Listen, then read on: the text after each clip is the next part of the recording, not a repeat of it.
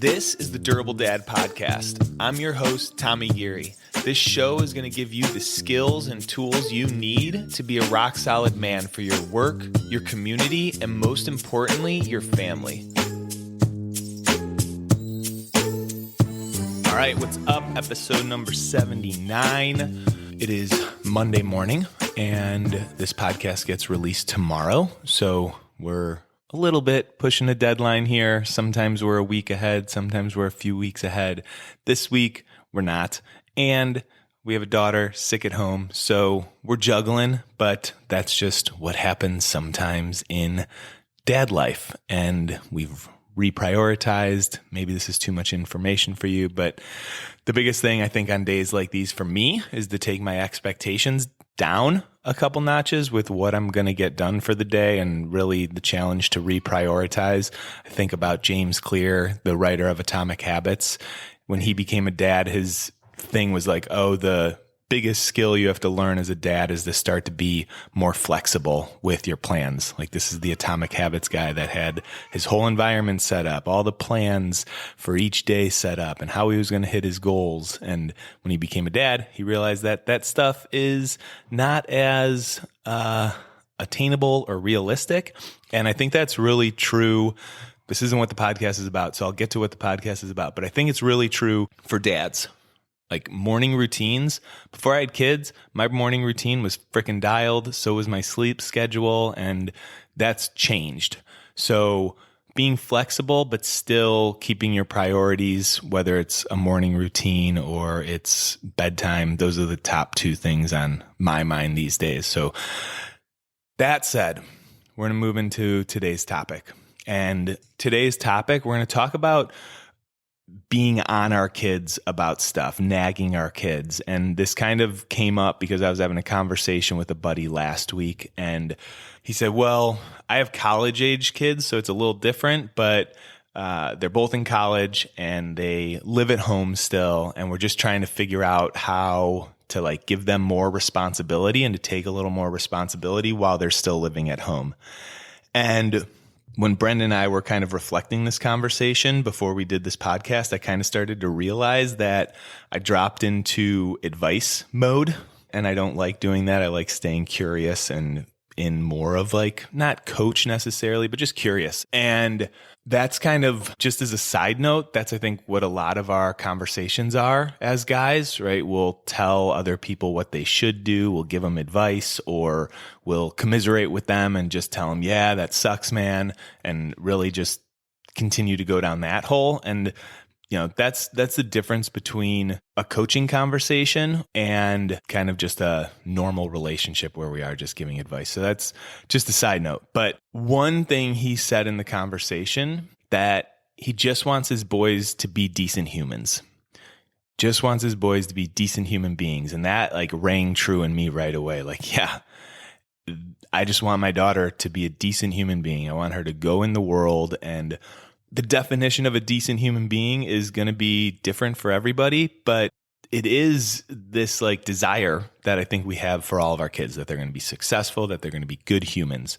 So it lit up something in me, and it also brought me back to a lot of the coaching sessions that I have with guys and conversations about being on their kids about messy rooms and consistently nagging them about their homework and getting ahead of their homework or what they're wearing.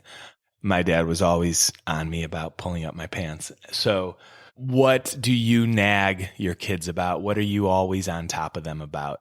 One friend put it as, anytime I see my kid doing something that needs to be corrected, it's my job to help them. It's my job to correct whatever they're doing. But in reality, if we're on our kids all the time, we're really not having a positive impact on them. And I don't know if you can hear my 18-month-old in the background that stayed home sick today, but she's yelling. And that's part of today for us, is the little one running around.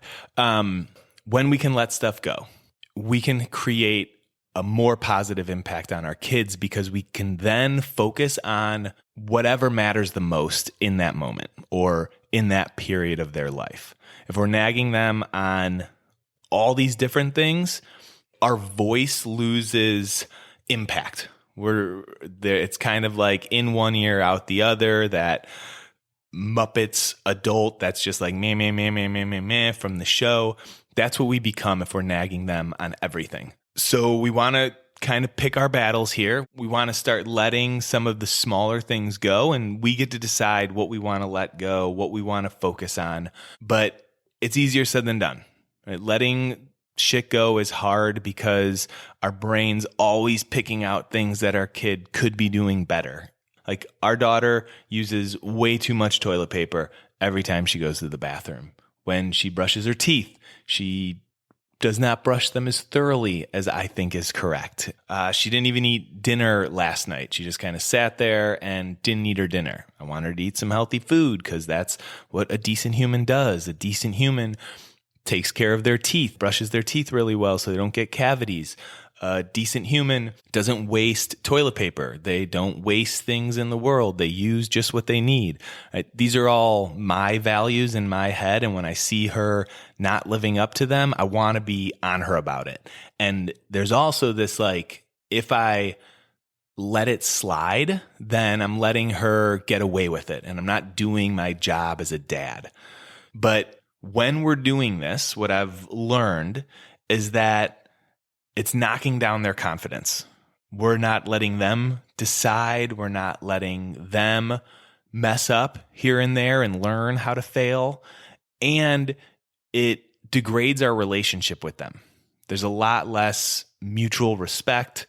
There's not as much trust between you and your kid if you're constantly riding them.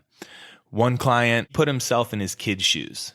Like if he was at work and someone was walking by his office all the time, pointing out something that he was doing wrong and how he needed to get on top of that project, and they did it over and over, like that would be fucking annoying. No one likes someone on their ass about stuff. And he's working on changing this relationship with his son. His son has like a messy room all the time. He's a teenager. There's clothes everywhere all the time. And he said he just felt like a dictator, always barking orders. And he doesn't want to be that way anymore. So he's building a new relationship with his kid, and he's letting go of his son having a messy room. And the other day he walked by, he noticed he really wanted to say something, but he just kept walking.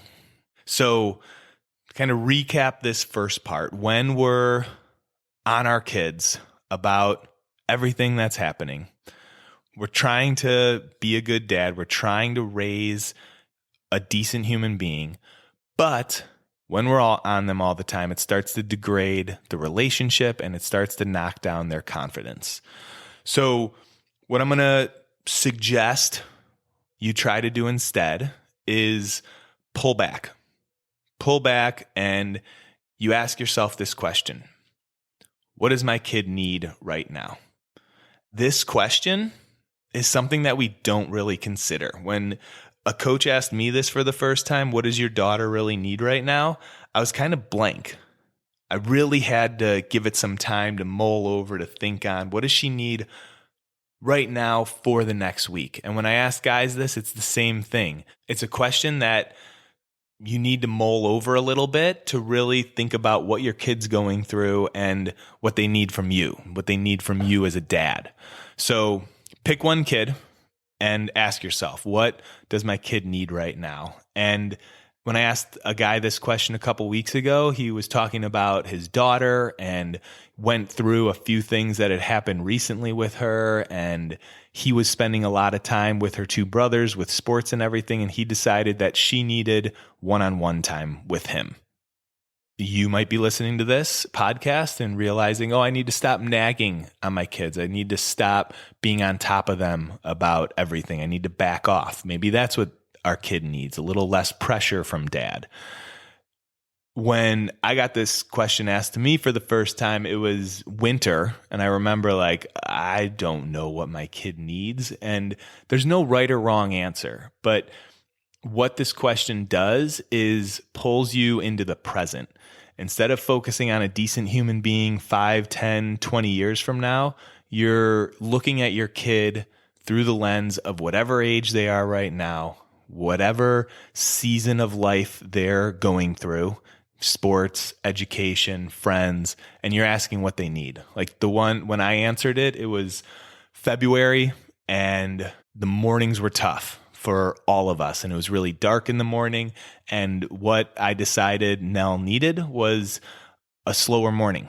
So to wake up a little bit earlier so we weren't rushing to get out of the house and to get enough time to bundle up and be outside for a few minutes to get some fresh air. I realize she hasn't been getting a lot of fresh air because she leaves the house and goes right to school, and then she comes right home and it's dark out all the time, so we're not going outside as much. Let's do some more outside time in the morning.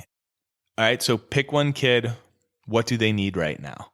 And it might be helpful to remind yourself that they're going to be a decent human being. In the future, they will find success. They're going to be okay. I remember my mom walking into my dorm freshman year after, a couple months of dropping me off. And she kind of walked in and froze.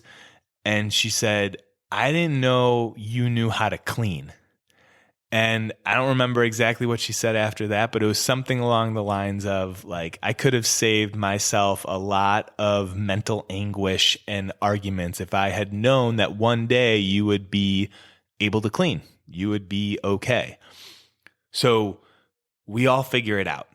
Trust that your kid is going to be a decent, successful human being, and see if that lets go of the tension a little bit inside of you to correct everything and to let some of the little things go. So instead of focusing too far into the future, ask yourself, what does your kid need right now? And then what role do I play as dad to giving them what they need to support them? All right, that's what I got for you guys this week. Try that out this week. Pause this podcast. Don't listen to anything else after this for just a couple minutes and decide what that one kid needs from you as a dad. All right, have an awesome one, and I'll catch you next time. All right, before you take off, what is your big challenge for 2026? If you haven't decided yet, check out the next Grand Canyon trip, a 16-mile hike from the top of the canyon down to the Colorado River and back up. This is the kind of challenge that's going to push you into a higher gear. You're going to train, you're going to get in better shape, and you're going to check off a bucket list experience. So if you're wanting something to train for next year, a goal that's going to pull you out of the grind, this is it. We're assembling the team right now. All the details are on the website. Training starts in January. We hike in April. Check it out.